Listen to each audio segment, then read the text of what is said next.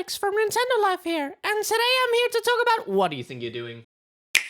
Hello, actual Felix from Nintendo Life here, and as you know, the Switch released over 5 years ago. So I wanted to take the opportunity to talk about why I initially got my Nintendo Switch and the first year of having it, you know, the year 2017, because man was that a special year in my life. So I didn't have a 3DS, I didn't have a Wii U.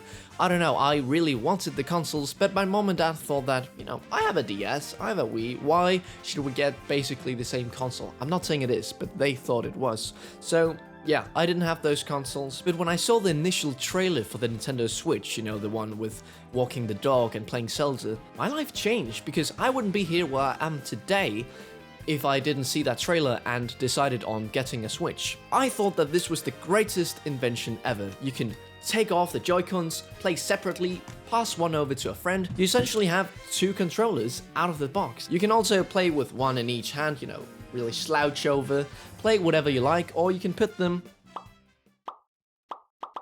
on a grip for more traditional play. But if you were tired of playing on the television and, you know, someone else needed to use the TV, or you wanted to go for a walk, well, you can take the Switch with you. It's just the best idea ever. You can play Mario Kart, Zelda, all that, you know, on an airplane. They had also announced that they would be bringing over Mario Kart 8 on the Wii U, which I never got a chance to try. I actually did try it once at this library which had a Wii U, and I thought it was really fun, and that stuck with me. It was just such a fun experience. I especially remember playing on Mount Wario, because man, what a stage, my favorite stage, by the way. So they announced Mario Kart 8, and it was called Mario Kart 8 Deluxe. It featured all the previous DLC that you could buy for Mario Kart 8, plus an actual battle mode, which I was really happy they got. I'd looked at some videos that showed, you know, the battle mode on Mario Kart 8, and yeah, it wasn't so great. They also introduced some new characters like the Inklings, Bowser Jr., King Boo, and Dry Bones, which was wonderful inclusions. But why was Mario Kart 8 Deluxe so intriguing to me? I've always played Mario Kart through the ages. If you want to hear more detailed story, you can check out the last video I did in this similar fashion where I talk about Mario Kart Wii, because it was one of my, if not my favorite game growing up. But this was not the only game I got, because, you know, you can only play so much Mario Kart, and it isn't the most fun single-player experience. But there was really only one good single-player game out there. But the problem was, I had never played any game in that franchise before. It was basically new to me. I've heard of it, but I never really checked it out.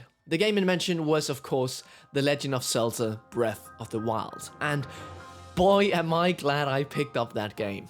Woo! Booting up that game for the first time, I had a friend over, and he was really interested in trying this game. He had heard really great things, but I had been out of the Nintendo, you know, ecosystem and all that stuff for a long time, so I didn't really know much about The Legend of Zelda Breath of the Wild. I hadn't really been following the game, it was just there. I hadn't been waiting for it, like I am waiting now for Breath of the Wild 2. So it was just nice to have a game you hadn't heard anything about that has really good reviews and is a really good single-player experience.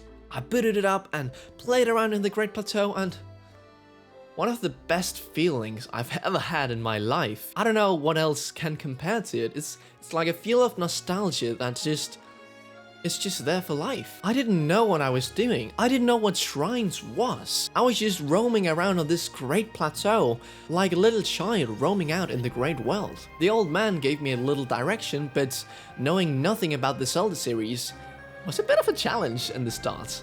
But I eventually came around and absolutely adored this game. This game is humongous. Looking at the distance and seeing a great volcano with a divine beast roaming around it, not knowing what that is, or seeing a giant sandstorm in the desert with like a sort of camel-like structure peeking out. Everything was just so intriguing. Everything you saw, you just wanted to go there. And you could. That was the amazing thing about this game. You could go everywhere you looked. For a long time, I only had Mario Kart and Breath of the Wild because with friends, we just played Mario Kart, and when I was alone, I played Zelda, which was such a big journey that, you know, I didn't need any other games for a long time. But one day, I saw this trailer.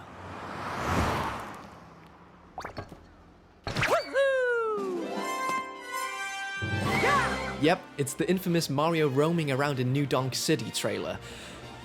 wow. It's probably one of my favorite trailers to this day. You know, I had played Mario Galaxy when I was a kid, but this just looked on a whole other level. Mario was roaming around in this city with actual humans. You had so many questions. There was just so much left unanswered, and I just wanted more. So when another trailer dropped at around summertime with an actual dinosaur being Mario, like, who could have predicted that? It was so fresh, so new, and they showed up the capture ability, which, how has that not been in any other Mario game? It's just such a good invention. I tried to see as little as possible besides trailer for this game, because I wanted to go in this game as blind as possible, like I did Breath of the Wild, because I really enjoyed that experience of not knowing anything about the game. But it was really hard, especially for Mario Odyssey, because I was really anticipating this game. It was one of my most anticipated games to this day, and it absolutely lived up to the hype, as most Nintendo games do. The capture abilities, the worlds, the music, the story, everything was just perfect in my opinion. I remember staying up at midnight waiting for the game to launch, and it was like Christmas Eve. I just couldn't wait to play this game. Roaming around in Cap Kingdom at 1 AM in the night was just a magical feeling. I remember the music especially was something marvelous. I loved going out to every nook and cranny to find out little secrets, see which coins I can get, just try to get in as much as I could. I spent a ton of time in Mario Odyssey, one of my all-time favorite games. And I also started speedrunning at some point. It was really fun learning these different strategies that you needed to use to get the best time possible. And I actually got a time which was 1 hour and 27 minutes, which I'm fairly proud of, because that was the first and only game I ever speedrun. And I think at the time it was around the 600th best time in the entire world, which I just thought was bonkers. Actually, now that I think about it, there was another game that I played before Mario Odyssey that I had a ton of fun with. It's getting a sequel here in September, and I think you all know which game I'm talking about.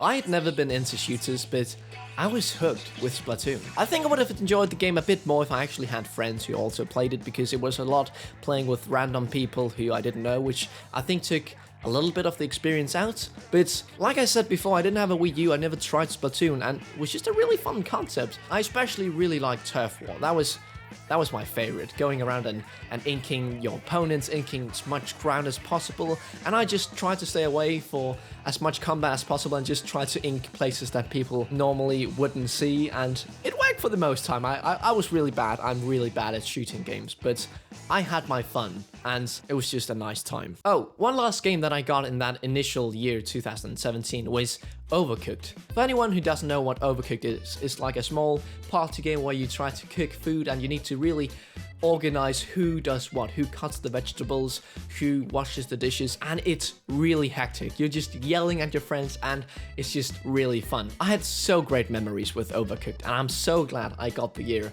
in that initial year I had my Switch. But even though I didn't have a lot of games on my Switch that first year, man, were they good. The Legend of Zelda Breath of the Wild, Splatoon 2, Overcooked, and Mario Odyssey. Two of the games there are two of my favorite games of all time, and that they released in the first year of the Switch life?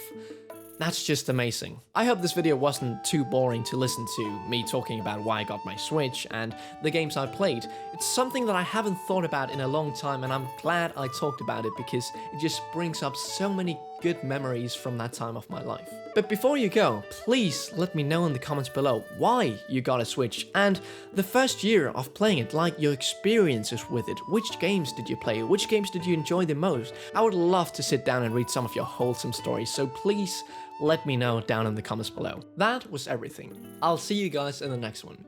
Felix from Nintendo Life here, out. Alright, that went fairly well. Hello! Ah!